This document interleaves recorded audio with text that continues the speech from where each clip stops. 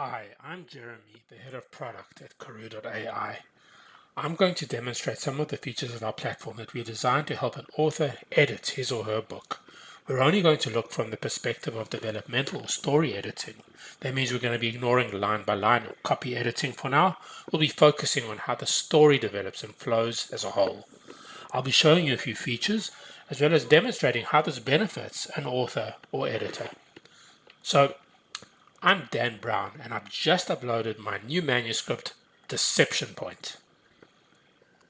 The first view you can see here is the plot structure. So a rising plot line represents triumph, success, or a de-escalation of tension. A falling plot line represents an increase in tension or adversity, failure, or things falling apart. So if I scroll along the scrolling bar here, I can see my manuscript, the entire manuscript, on the right of the screen.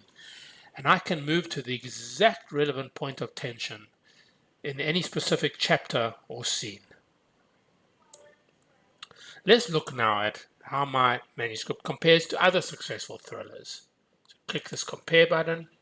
We're going to choose New Yorker bestsellers in the thriller genre. So we can see here that the typical average New York Times bestselling thriller seems to introduce tension earlier on in the story than I did.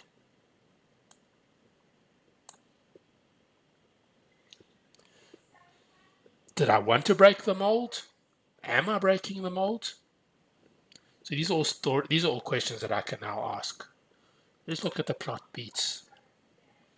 So the plot beats are the dramatic events that move the plot along, either acts or decisions or revelations.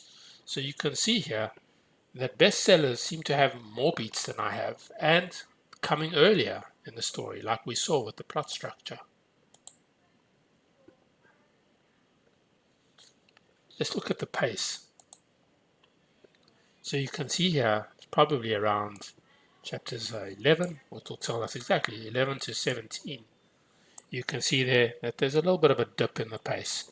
Maybe we need more beats.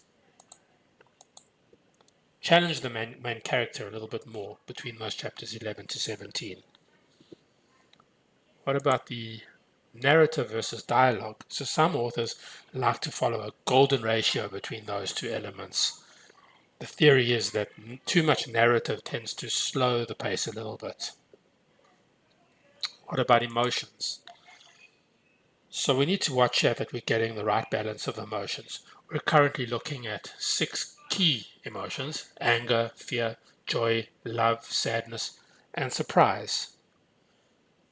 So this is a thriller. We want to make sure that we don't have too much joy and not enough fear, particularly around those thrilling plot beats. Perhaps my manuscript is trying to keep the pace up with surprise. You can see a bit of an increase in that, and maybe not enough fear, and that's why you're seeing that dip in the pace that we saw. It's very critical to keep the emotions character by character, looking at specific character arcs, making sure that we're representing the right emotions to the reader so they'll respond in the way that we want it. We don't want them to sympathize with the villain because we're associating him with maybe too much sorrow or loss. So what we do is we create a markup, not a report. We'll give the author recommendation cards that point to exact specific scenes, characters, emotions, and chapters to help with the developmental editing. For example, we'll tell the author that they need to challenge the main character going towards the end of the story, because most successful thrillers do, and the manuscript here might be lacking a little bit in that area. We'll highlight areas where the author objectively, based on data, misses the mark.